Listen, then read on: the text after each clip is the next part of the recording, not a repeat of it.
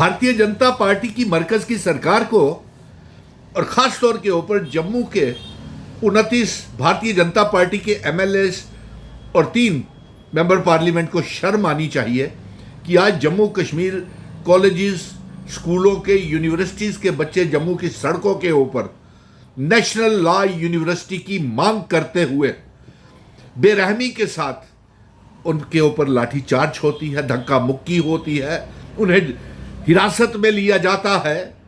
क्या आज के लिए और आपकी जानकारी के लिए बता दूं, क्या यह फायदा हमें मिला कि महाराजा हरि सिंह जी की रियासत को तोड़ने का?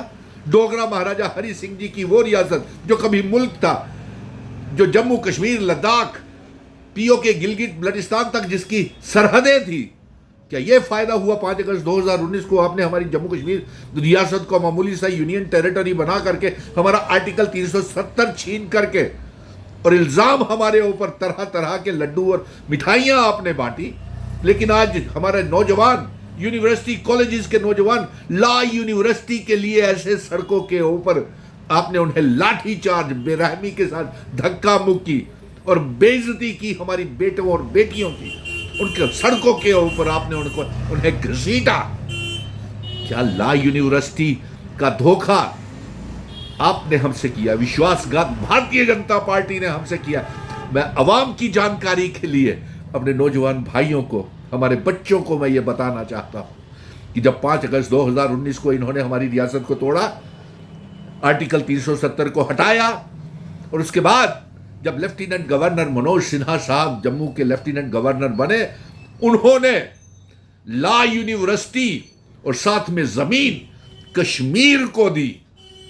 और लॉ यूनिवर्सिटी का केंद्र की सरकार ने, मरकज की सरकार ने, गवर्नमेंट ऑफ इंडिया ने, मिनिस्ट्री ऑफ होम अफेयर्स ने, यूनियन एजुकेशन मिनिस्ट्री ने ये यूनिवर्सिटी कश्मीर को दी। क्या उस समय तो आप कह रहे थे कि जम्मू के साथ बड़ा भेदभाव होता है, तो ये यूनिवर्सिटी उस समय आप जम्मू के लिए भी नहीं दे सकते थे? इसमें कोई दो राय नहीं है। 2 यूनिवर्सिटीज हो सकती हैं, अगर 2 एम्स हो सकते हैं, 2 हाई कोर्ट्स हो सकती हैं, 2 कितने मेडिकल कॉलेजेस हो सकते हैं, एग्रीकल्चर यूनिवर्सिटीज हो सकती हैं, तो लॉ यूनिवर्सिटीज 2 क्यों नहीं हो सकती? कहीं आप मजबूर तो नहीं कर रहे कि यहां पे जम्मू के नौजवान परेशान हो और गुस्से में आकर के कुछ भी करें? मुझे जिस तरीके से ये लोग, बच्चे सड़कों के ऊपर कॉलेजेस, यूनिवर्सिटी और स्कूलों से निकल करके बाहर आ रहे हैं, कल जम्मू बंद भी का भी ऐलान कर सकते हैं। जम्मू बंद का ऐलान आपने दिया क्या इनको? आपने बेरोजगारी के सिवाय इनको कुछ नहीं दिया और उसके ऊपर भी आप धोखा कर रहे हैं। भारतीय जनता पार्टी के 29 एमएलए इन बच्चों के साथ सड़कों के ऊपर क्यों नहीं है? क्यों एक चार्टर्ड स्पेशल प्लेन लेकर के प्राइम मिनिस्टर से, होम मिनिस्टर से मिलते हैं कि साहब हमें 2 यूनिवर्सिटीज, लॉ यूनिवर्सिटी कश्मीर के साथ साथ जम्मू में भी उसका नींव पत्थर जब तक नहीं रखा जाएगा, हम सरकार को चलने नहीं देंगे। जम्मू कश्मीर की सरकार में इसका कोई रोल नहीं है। लेफ्टिनेंट गवर्नर इसके चांसलर होते हैं, वो यूनियन गवर्नमेंट को लिखे। 29 एमएलए, 3 मेंबर पार्लियामेंट है, वो भी कहें वहां पीएमओ मंत्री जतेंद्र सिंह वहां यूनियन कैबिनेट मिनिस्टर है, वो कहें। क्या बात है? हमारे बच्चों को क्या समझ के रखा हुआ है आपने? आज जिस तरीके से वो बच्चे, हमारी बेटियां, बेटे सड़कों के ऊपर आपने धक्का मुक्की की, जिनकी बेइज्जती की, उठा उठा करके पटक पटक के उनको डिटेन किया, हिरासत में लिया, ये हम बर्दाश्त नहीं करेंगे।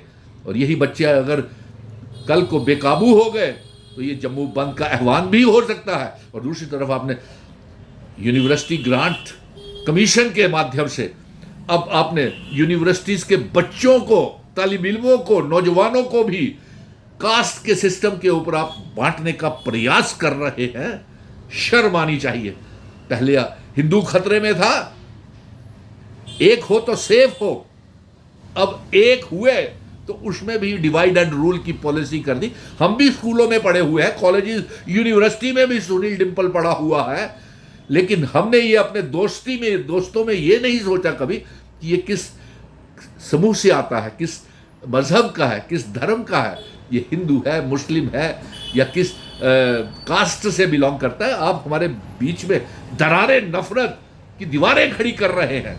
जब आपका हिंदू मुस्लिम की राजनीति से दिल नहीं भरा तो भारतीय जनता पार्टी की सरकार ने वोट बैंक के लिए यूनिवर्सिटी ग्रांट कमीशन के माध्यम से ये तीर चला दिया कि इसका बंटवारा हो जाए, हिंदुओं में भी बंटवारा हो जाए। ये हम कतई होने नहीं देंगे, और जितनी जल्दी लॉ यूनिवर्सिटी जम्मू के लिए हो जाएगी उतना ही बेहतर भारतीय जनता पार्टी के लिए रहेगा।